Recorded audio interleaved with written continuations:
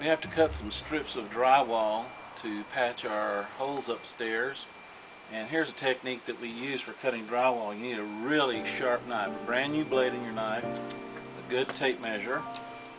And the first strip I'm going to cut is a 4-inch wide strip.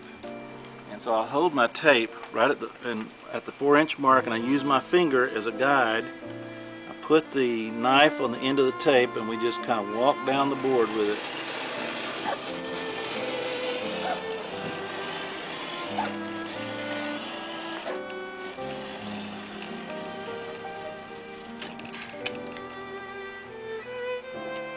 Sometimes it's a good idea to come back and scribe it just a little bit deeper. So just follow that line.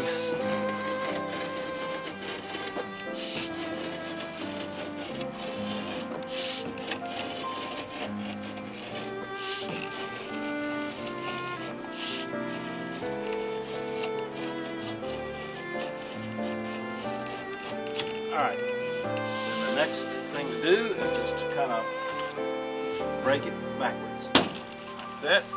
Once that's done, you can come along here with your knife and cut the back side paper.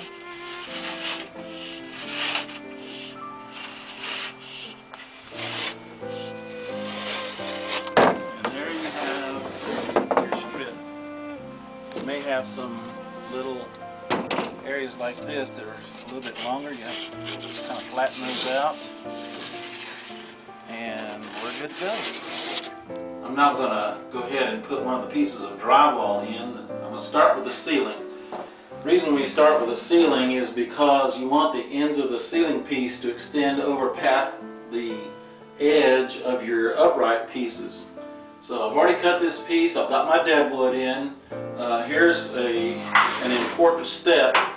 And that is, you should always mark on the ceiling where your joists are, so you'll know where to screw. Now we're going to put this up using 1 1/4 rough thread, coarse thread drywall screws. Alright.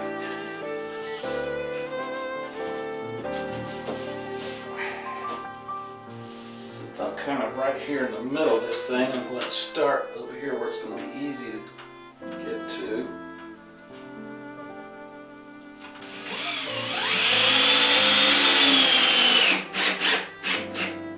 You want the head of the screw just barely down below the surface of the paper without tearing the paper.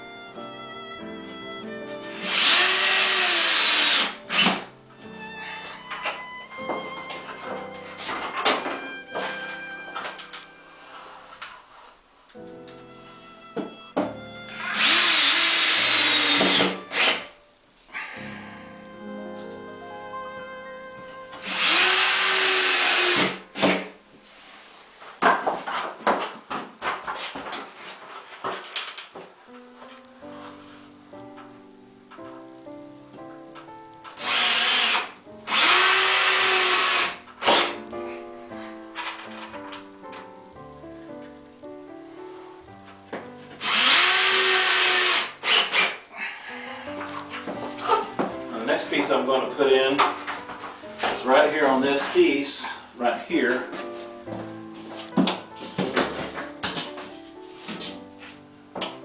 I already have my piece cut, and you're going to notice that it's narrower than this, and the reason for that is because this gets corner bead on it, and I don't want a lot of extra drywall sticking over here into this corner. So I usually cut it just like this, and we'll put some screws in that.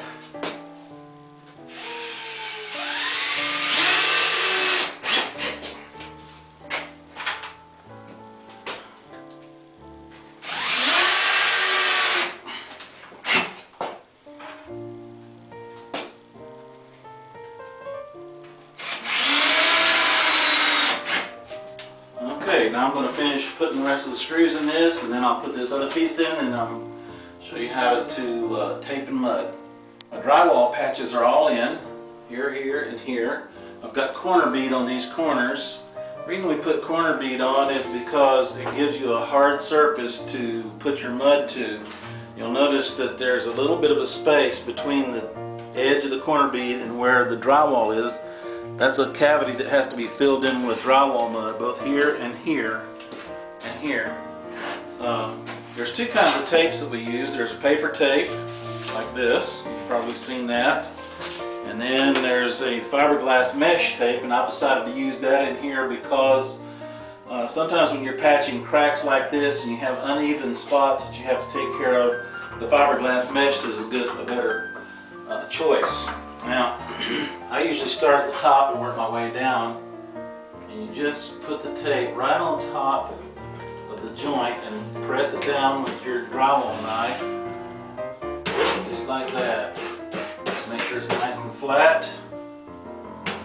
And by the way, this particular tape has some sticky stuff on the back side of it to make it adhere to the drywall, which that makes it a real good choice to use in a situation like this.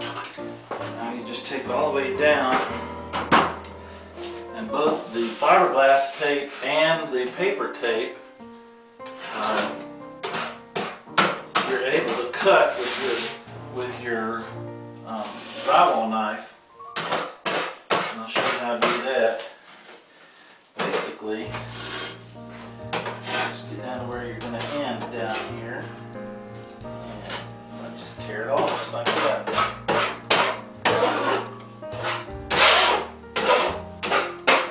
Make sure it's nice and flat, all the bubbles are out. Next thing I do is put some drywall mud in. The drywall compound I'm using today is the 20-minute setting compound, which we've mixed from a powder. You see here in this bag, it's a easy set 20 minutes. That comes in a 5-minute, a 20-minute, a 45-minute, and a 90-minute set. You can also get ready mixed drywall compound that comes in a bucket, and if you are a beginner at this, I highly recommend using that because it gives you lots of extra time to work with. This 20-minute has to be, you have to get it on and be done with it really quickly. First thing I'm going to do is get my corner like this. I always use a 6-inch drywall knife to start. Now, this is going to require several coats, most likely.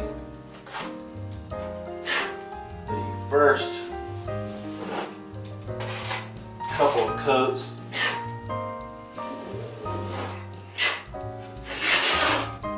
will be done with the 6-inch knife, and then I'll go with a wider knife. I usually use a 12-inch for the succeeding coats. Now, your first setting is not going to be really smooth. But what you do want to do is get it as smooth as possible because you don't want to have a lot of sanding when you come back with your successive coats.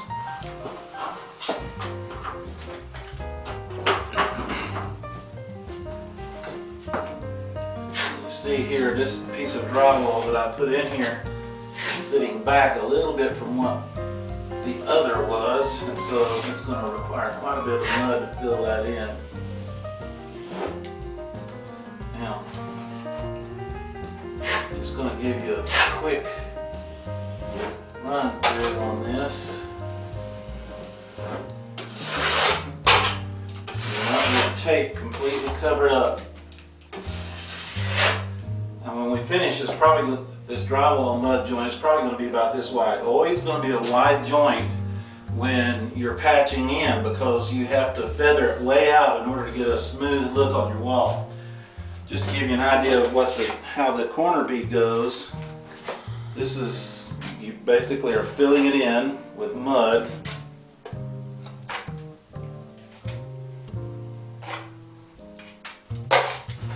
And just use the edge of the corner bead for your drywall knife to ride on and kind of fill it in. Now it's going to take several coats here to get this done as well. benefit of using this 20-minute mud is that you can do several coats in one day. So that's basically your first lesson in applying mud.